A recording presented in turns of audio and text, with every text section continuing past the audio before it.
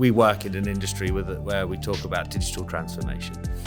We work with a lot of retailers to help them drive efficiencies, etc., into their processes. And from a systems perspective, what do retailers need to do to drive forward and move with the times?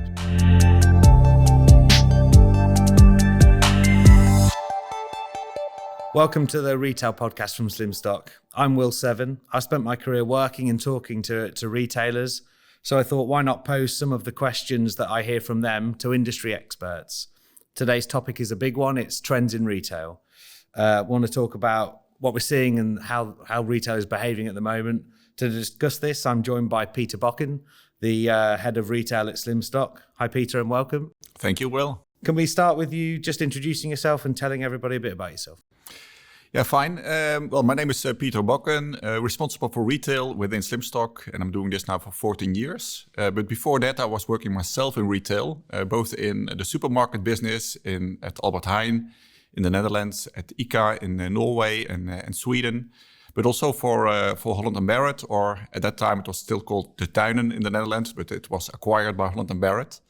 And after that, I worked as a supply chain manager for Halfords, also in retail, selling bicycle accessories, car stuff, and things like that. So sometimes I've worked in the supply chain, sometimes in commerce. So quite wide experience, I would say.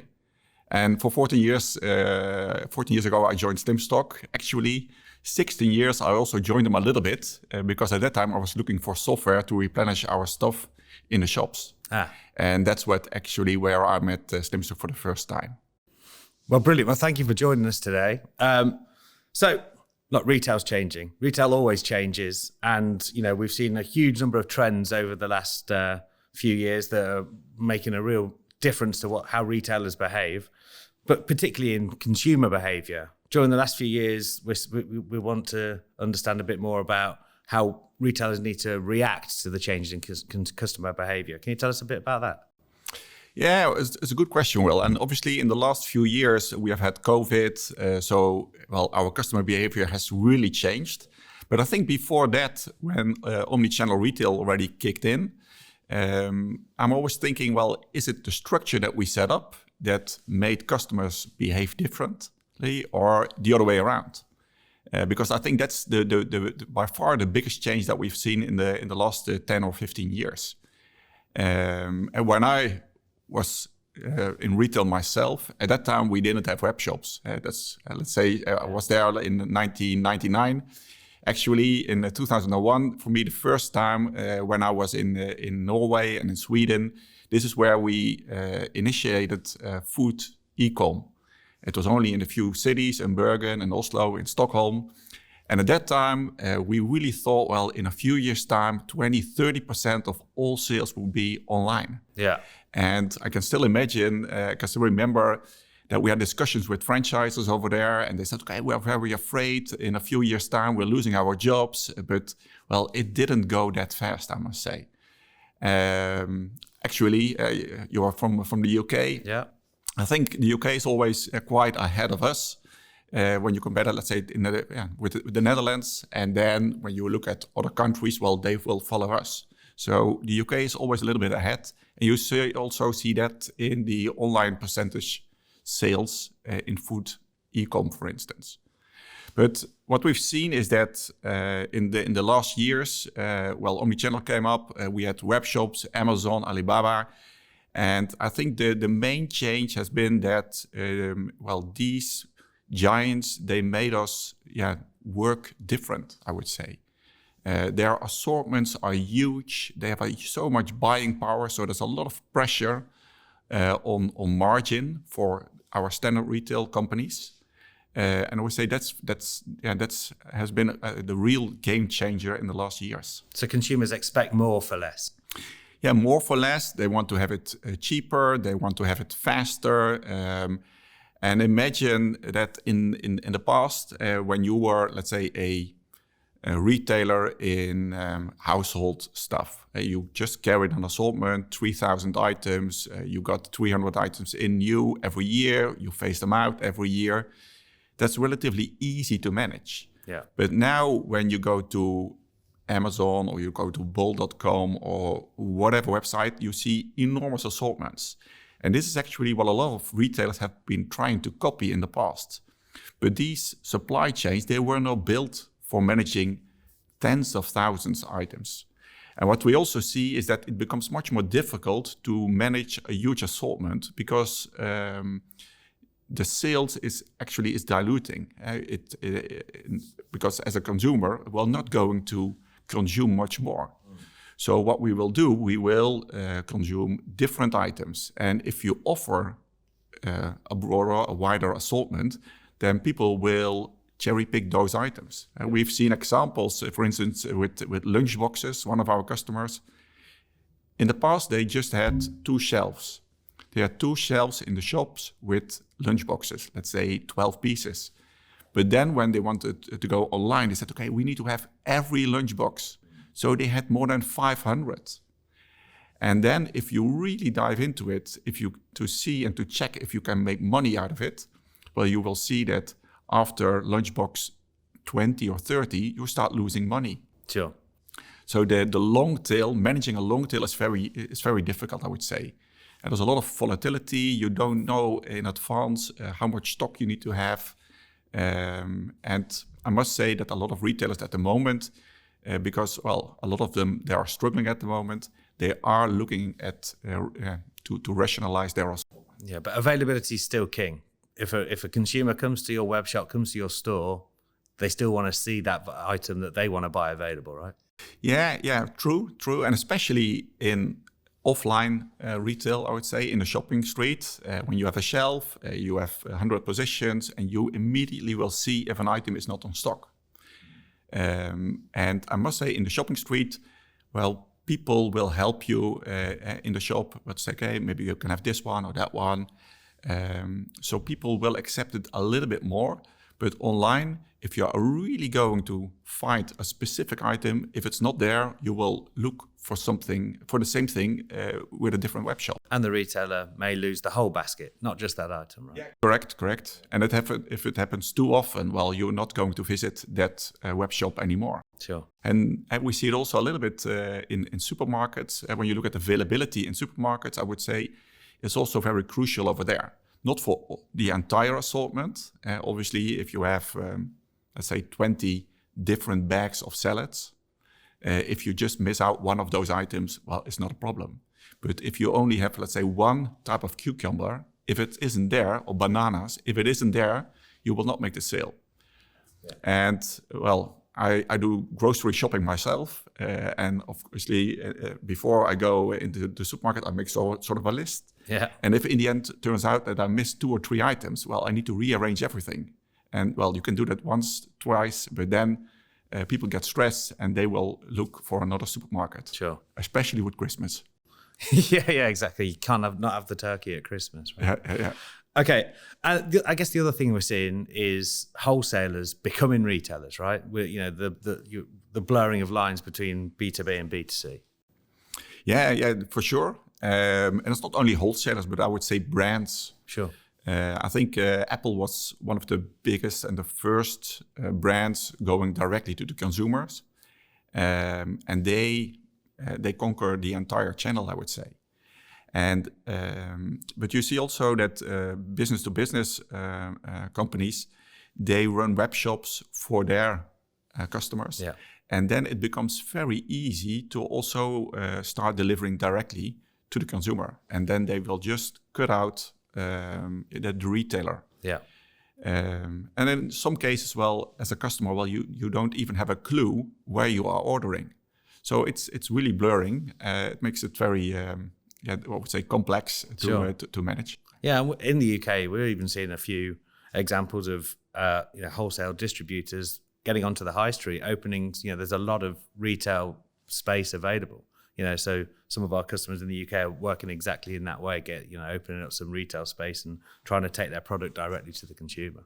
Yeah, you hardly see it the other way around. Obviously, some electronic retailers, they also have this B2B part in their organization, but actually it only means if I want to buy, let's say, 10 televisions, well, I call the guys and then you get a discount. Yeah. But the other way around, it's hard to see.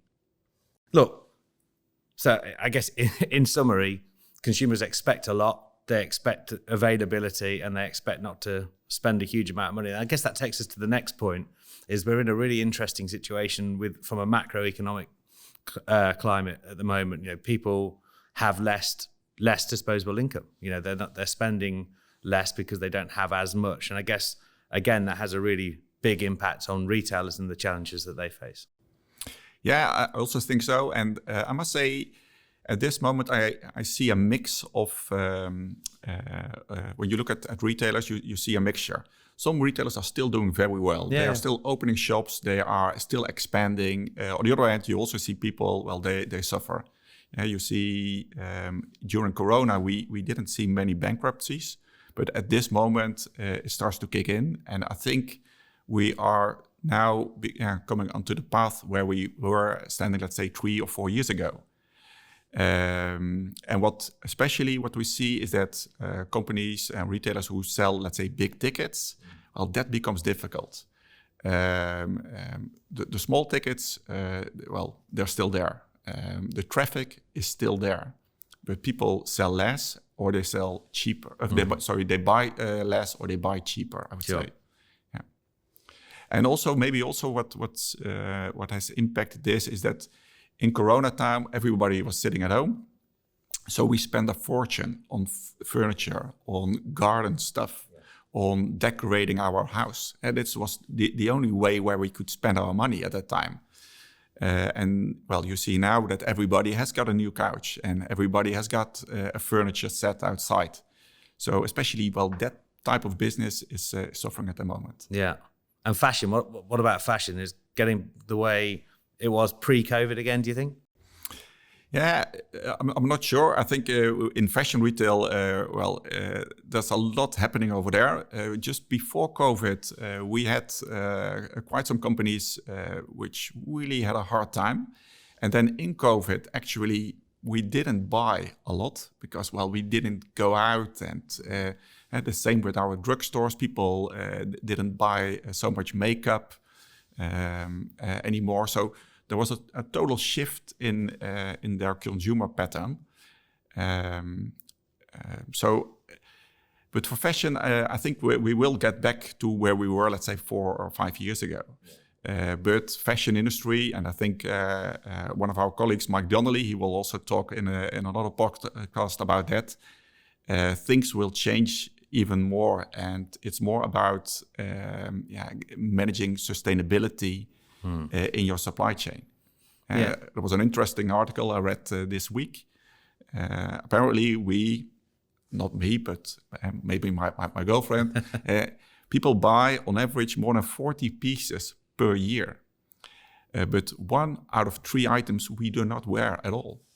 And I think this is not sustainable and we will not keep that in the future. And the way people are buying is changing, right? Through the social media, through, TikTok or Instagram, it's a really different world in the way people consume fashion. Yeah, for sure. Excuse me. Okay, great. So, and I guess there's also those retailers that are thriving, like you said at the start. The discounters. In the high street in the UK is full of those. The discount, not in just the supermarket discounters, but the generalists as well. They're really thriving in the current environment. Yeah, for sure.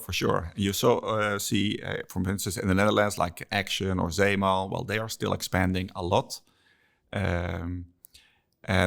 I was also meeting a discounter a few months ago, and they were talking about, the new poor people. And it was what they say is that you have got the middle class, and the middle class becomes a little bit more poor.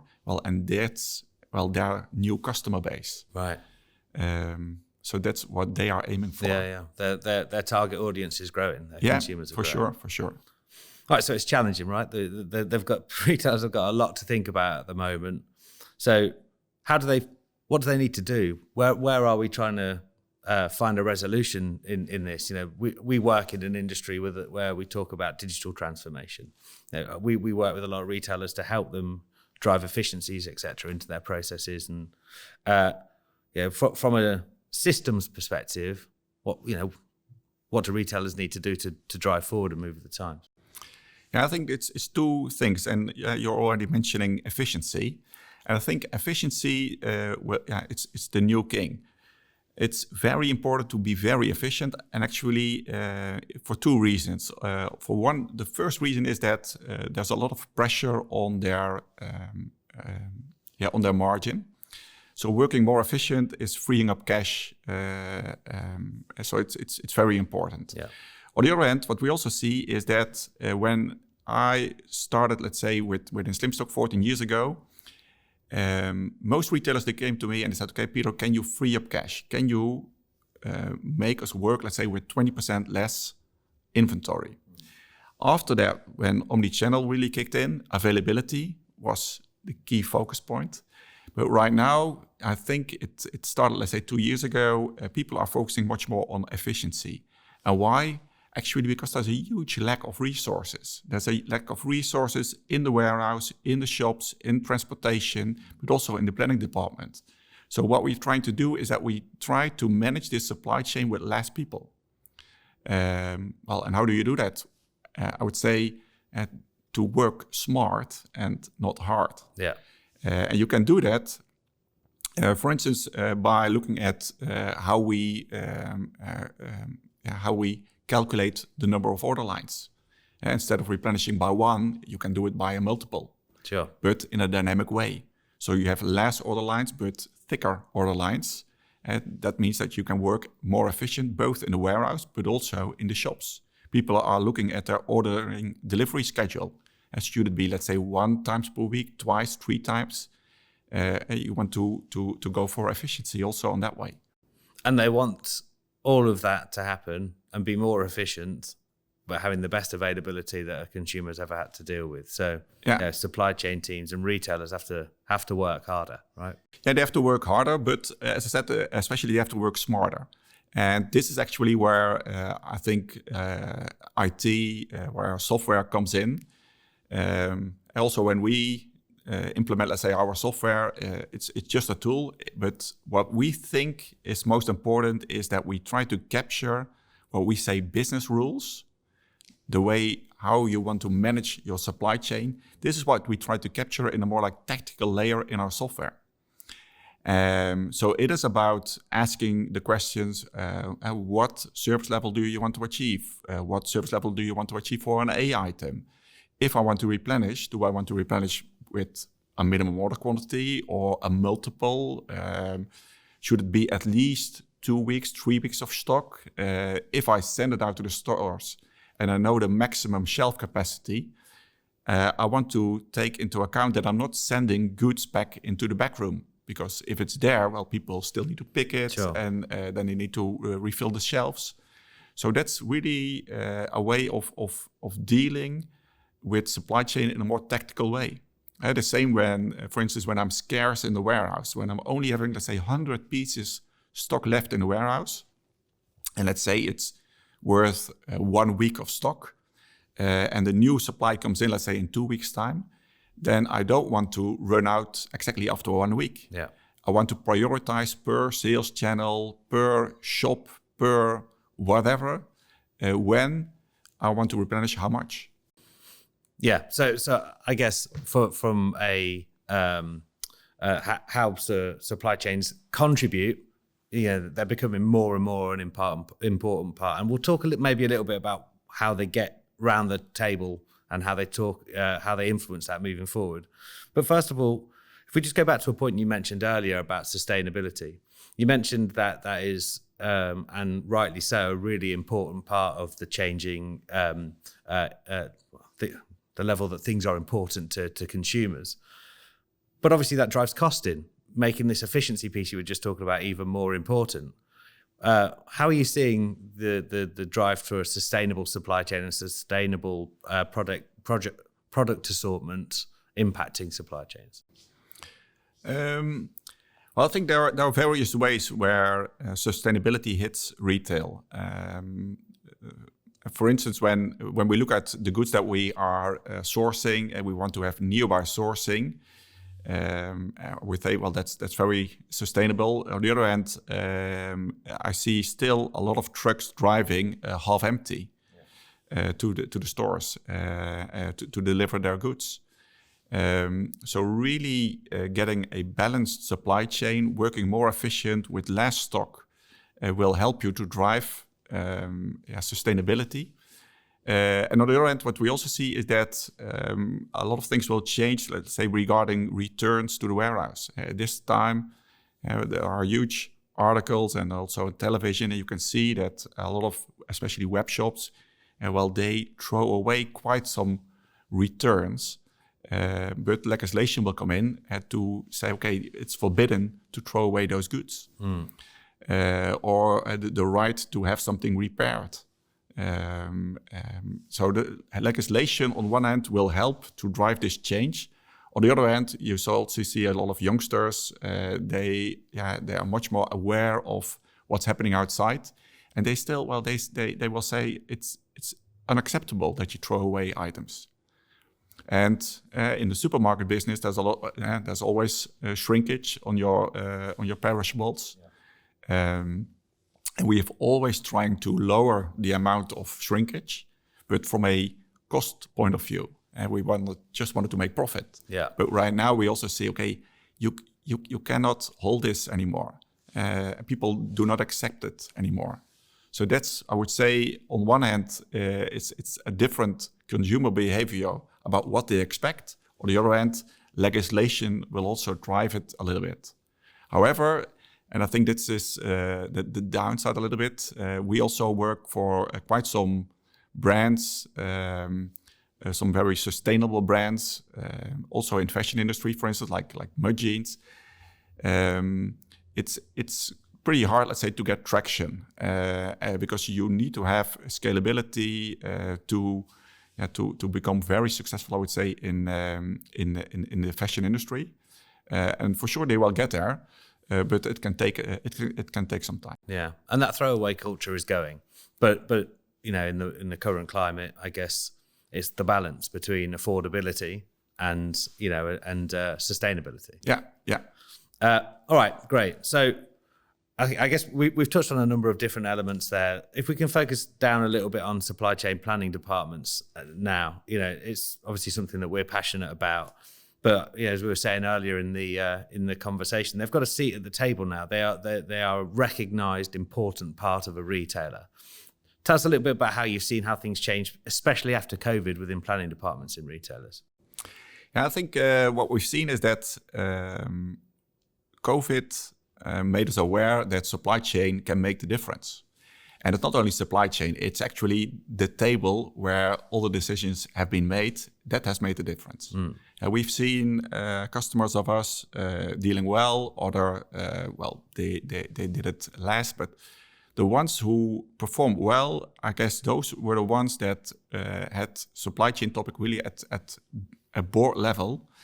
And no one knew exactly what was going to happen at that time. But they made a decision together. It's okay, for next week, we expect this to happen. The week after, this is the scenario that we're going for. And then, software can make it very easy to implement those tactics, I would say. But what we've seen, and I think that's has going on, let's say, for the last 10 or 15 years already. In the beginning, when I got into supply chain, the planning department, you've seen a lot of people over there. Well, they were just there to order. Some people, they worked in logistics before, and they said, okay, you do something with stock, so you can also start ordering. People were not very much educated at that time. And then we see that ordering people who were just placing orders, they became planners and inventory managers. And so there was already like an upgrade of what they did. And they could also talk already, let's say, with the category manager or the product manager. But there was always like a huge difference in level, I would say. And right now, sometimes we even see, let's say, supply chain engineers. So they are highly educated. They all have gone to university, and they are really there to set up the systems, to configure systems, and to work really smart on what you want to achieve from a supply chain point of view. So you see that the level of knowledge is going up. And On the other hand, and that's what we have been discussing before, Will, it's funny to see that when you look at all the educations at different levels, we have hundreds of people doing something with planning at the university, at high school, at whatever. And they all get a job before they finish. So on one hand, we're trying to automate a lot of things in supply chain and make it easy. On the other hand, we see we need to have more people in place because people see and companies see that you can make a difference. It's not a cost center, it becomes more like a profit center. And I think that has been the biggest change. Yeah. And it's a balance, isn't it? It's people, it's process, and it's technology. Everything you've spoken about, if you can influence all of those three elements and take those small steps in the right direction, it's going to drive the efficiency that you've spoken about into your retail business. Yeah, and I always say, well, everything starts with the process. Having the right process, align the people, and then capture that, let's say, in software. And well, software, in my opinion, is always number 3. And when you look at 2, at the people, this is something what I would like to emphasize. I think much more people should be educated more often. And I still see a lot of companies, planning departments, and they are firefighting every day. Yeah. And they don't get out of their room. They are just firefighting. And I think, well, just go out to training, go out to shops to check what, in the end, the things that you do in the headquarters, what the result is on in the shop itself. Yes, see the results. Be a retailer. Yeah. Peter, thank you so much for joining us today. That was a great insight. Just wanted to summarize a couple of bits and pieces then. So it's a complex and it's a changing retail environment, but the retailers that survive are those that are agile and are looking to move with the changes and change their behavior to meet the behaviors of their consumers. Look, thanks everyone for joining us today. If you have a retail topic you'd like us to cover or would like to join me for a chat on the Retail Podcast, then please get in touch. Thanks for listening.